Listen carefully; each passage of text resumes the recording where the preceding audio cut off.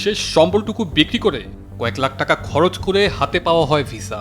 চোখের স্বপ্ন ছিল প্রবাসে কাজ করে ঘুরবে ভাগ্যের চাকা, কিন্তু বিমানের টিকিট না পাওয়া আর শেষ মুহূর্তের নানা জটিলতায় এক স্বপ্নে শেষ হয় সেখানেই। স্বপ্নভঙ্গের গল্পটা যে শুধু কোনো ব্যক্তির তা কিন্তু নয়, এর সাথে শেষ হয়ে যায় একটি পরিবারও। একটি সিন্ডিকেটের ফাঁদে বিলীন হচ্ছে হাজার হাজার তরুণ আর যুবকের ভবিষ্যৎ।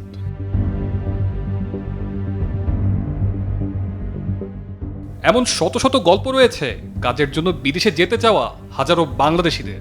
মালয়েশিয়া বাংলাদেশের জন্য চতুর্থ বৃহৎ এবং অতি গুরুত্বপূর্ণ একটি শ্রমবাজার। 2024 সালে 31 মে বন্ধ হয়ে যায় মালয়েশিয়ার শ্রমবাজার। এরপর হয়েছে অনেক আন্দোলন, বিক্ষোভ, তবে শেষ পর্যন্ত বিষয়টির কোনো সমাধান হয়নি।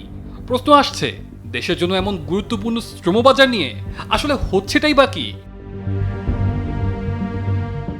সম্প্রতি এই শ্রমবাজারটি চালু করার চেষ্টা করছে সরকার। গত 14 মে মালয়েশিয়ায় দেশটির সরকারের সঙ্গে বৈঠক করেছেন বাংলাদেশের প্রবাসী কল্যাণ ও বৈদেশিক কর্মসংস্থান মন্ত্রণালয়ের উপদেষ্টা ডক্টর আসিফ নজরুল ও প্রধান উপদেষ্টার আন্তর্জাতিক বিষয়ক বিশেষ দূত লুৎফে সিদ্দিকী।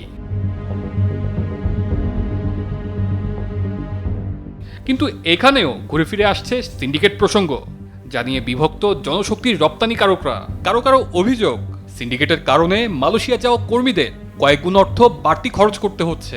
এছাড়া অবৈধ রিক্রুটিং এজেন্সি কিংবা দালালের দৌরাত্ম্য, এমন নানা কারণে মালয়েশিয়ার শ্রমবাজারে বারবারই সমস্যায় পড়েছে বাংলাদেশের কর্মীরা।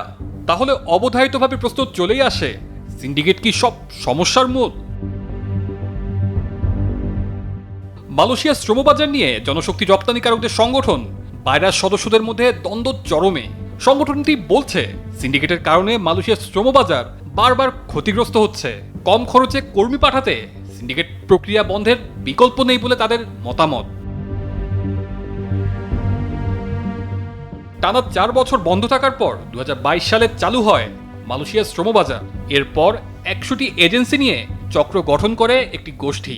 কর্মী প্রতি 78,990 টাকার সর্বোচ্চ খরচ নির্ধারণ করে দিলেও গড়ে 5.5 লাখ টাকা দিতে হয়েছে একজন কর্মীকে। বারবার অনিয়মের অভিযোগ করার পরও কোনো ব্যবস্থা নেওয়া হয়নি। যদিও সিন্ডিকেটের বিষয়টি সঠিক নয় বলে দাবি বাইরার সাবেক সভাপতি মোহাম্মদ আবুল বাশারের। বারবার যখন সিন্ডিকেট শব্দটি চলেই আসছে, তখন আপনাদের মনে প্রশ্ন জাগাটাই স্বাভাবিক, তাহলে কারা এই সিন্ডিকেট?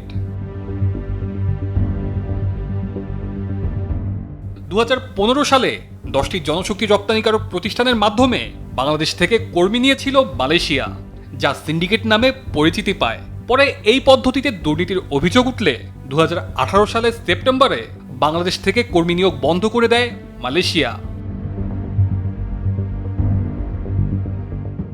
এরপর জল গড়িয়েছে অনেক দূর। 2021 সালের ডিসেম্বরে বাংলাদেশের সাথে মালয়েশিয়ার সরকার কর্মী প্রেরণ বিষয়ক একটি সমঝোতা স্মারক সই করে, তবে তারপরও কর্মী নিয়োগ বন্ধ ছিল। পরবর্তীতে দুই দেশের মধ্যে অনেক আলোচনার পর 2022 সালের আগস্টে আবারও শ্রমবাজার খুলে দেওয়া হয়। সব এজেন্সির জন্য উন্মুক্ত রাখার আন্দোলন হলেও শেষ পর্যন্ত তা করা হয়নি। এবার তাহলে চলুন জেনে আসি, মালয়েশিয়ার শ্রমবাজার ইস্যুতে কি করতে চাইছে সরকার। অন্তর্বর্তীকালীন সরকার মালয়েশিয়ার শ্রমবাজার আবারও চালু করতে সম্প্রতি তাদের তৎপরতা দেখা গেছে। ঢাকায় গত 21 ও 22 মে হয়ে গেছে বাংলাদেশ মালয়েশিয়ার নিরাপদ অভিবাসন ও কর্মসংস্থান সম্পর্কিত তৃতীয় জয়েন্ট ওয়ার্কিং গ্রুপের সভা।